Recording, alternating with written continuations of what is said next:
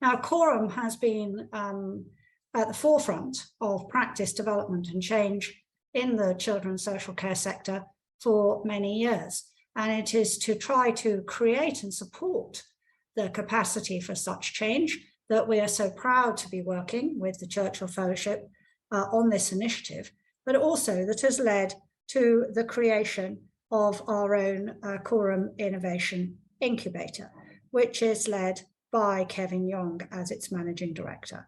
And Kevin is now going to introduce himself and give us some reflections on the ways in which change is affected and the meanings, perhaps, and some of the drivers and thoughtfulness that emerges from Geneva, Laurel, and Lorna's examples. So over to you, Kevin.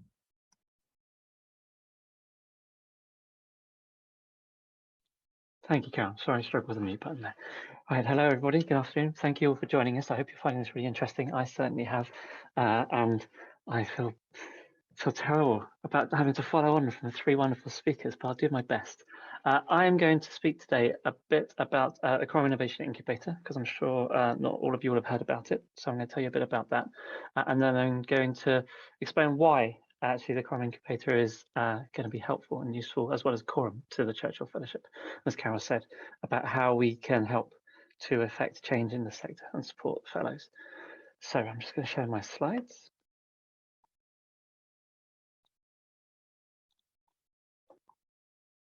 And hopefully you can see that. So, yes, as I said, my name is Kevin Yong, and the Coram Innovation Incubator.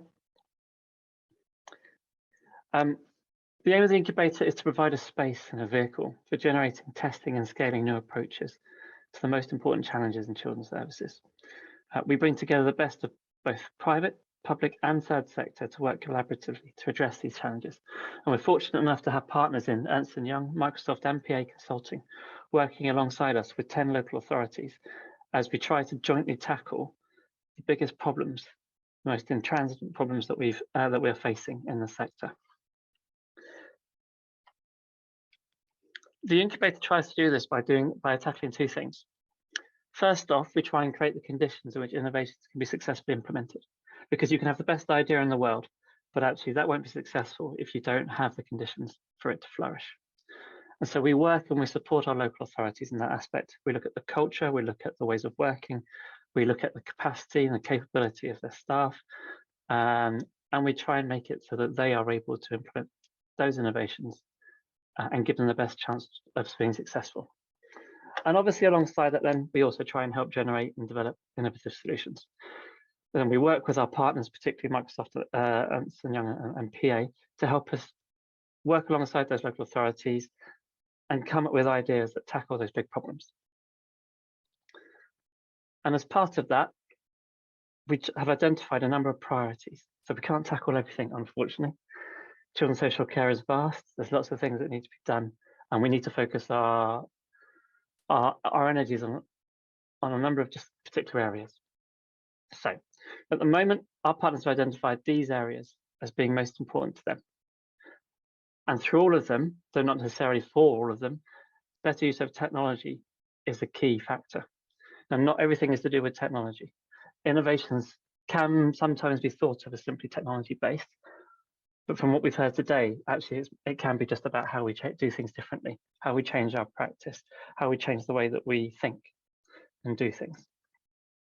In terms of what we're doing at the moment with the incubator, we're working on a few different projects. We're working on a digital outreach tool that is trying to help young people who are at risk of exploitation support themselves and access support when they need it. We are working on a housing solutions scheme that is trying to help increase the number of foster care placements that local authorities have available to them. There is a shortage at the moment of available placements, suitable available placements for our children in care population. And so we need to do things differently, particularly right now, where the cost of living increases is making it more and more difficult for people to become foster carers, because it may be more difficult to afford it. And we're looking at how knowledge mining as a technology and using that to do relationship mapping can actually really help with practitioners, social workers, people working with children and their families, make sense of the vast amount of data that is available to us and pick out the key bits of information. People call it artificial intelligence. We like to call it assistive intelligence. It's there to help people make sense of the information that they have, to wade through the vast amounts of data, not to make decisions for them, but to make sure that they don't miss vital information that would be important for them to consider when making the decisions about how to support children and their families. So why the incubator? Sorry. So hopefully you recognize this person. He said a very wise thing once. He said, action without vision is only passing the time. Vision without action is merely daydreaming, but vision with action can change the world. And that's why we have the incubator, and why the incubator is going to be a key part of this fellowship program. You can go away and you can go and get your fellowship, and you go and explore and find out what works and come up with a brilliant idea. But if we can't turn that into something tangible, something meaningful, then unfortunately it's a waste. And we're here to help you if you need it. Take what you learn, take what you think, your idea, and see whether we can make it a reality for you. And the way that we'll do that could be a number of ways. For example, you will need supporters and you will need champions.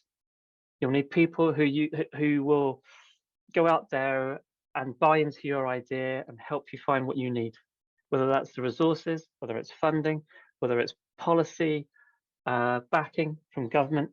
We will do our best to help you try and do that if you need it. Then, obviously, you'll need to find a way of implementing your ideas and piloting it. And so we could help you find local authorities or other organizations that might be willing to work with you to test your idea out. You might already be in an organization that's happy to let you try your idea like Geneva did, and that's brilliant. But even then, Geneva still needs to find some local authorities who are willing to partner with her to actually try that idea out. And that's one of the key things of sustainability here. These ideas will need to be funded in some way. Unfortunately, nothing can be done for free. And so you'll need some way of making sure that your product, your idea, your approach has a lifespan that can be funded to pay the people that need to deliver it. I'm going to cut off my screen now because actually that's in on my presentation, but I'm not finished yet.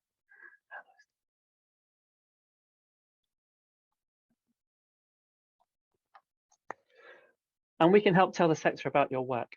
So just as we're doing as part of this launch, about getting the word out to the sector about the fellowship, to try and get as many people as possible to apply with their brilliant ideas, so that we can find 30 wonderful, imaginative, inspirational fellows to go away and do the work. But once they've got their idea, we need to shout out about it and tell everyone what's going on.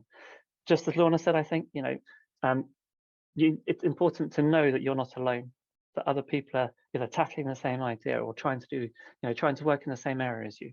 And one of the things that we do within the incubator is actually pull together an annual collective, as we call it, which is a digest of all the innovation that we're aware of in children's social care.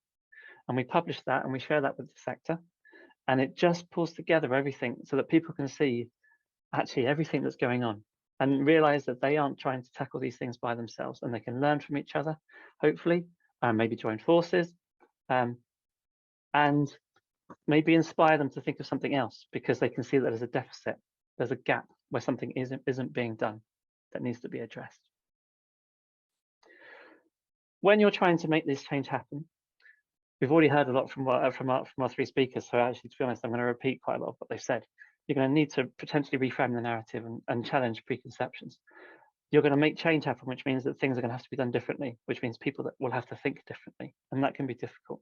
And that's where your supporters and your champions are going to be important. The fellowship that you do will hopefully at least give you, the evidence that you need to show that your idea could work.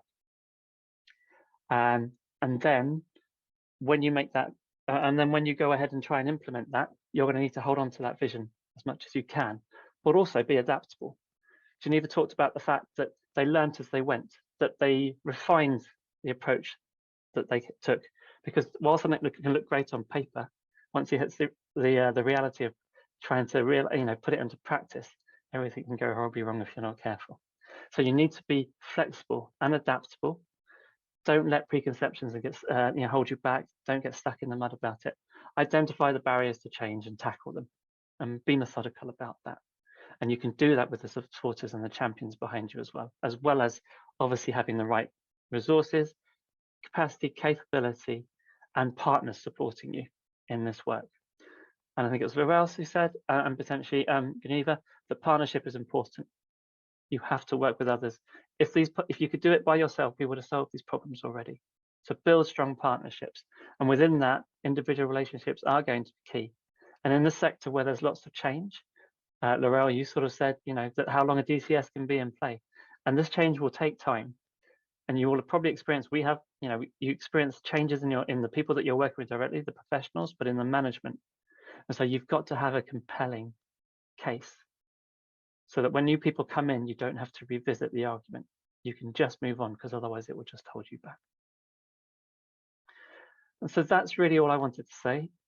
I hope you found that interesting and useful. If you have any questions as part of this, please ask me. But when you get your fellowship and you need help making it a reality, please get in touch with us.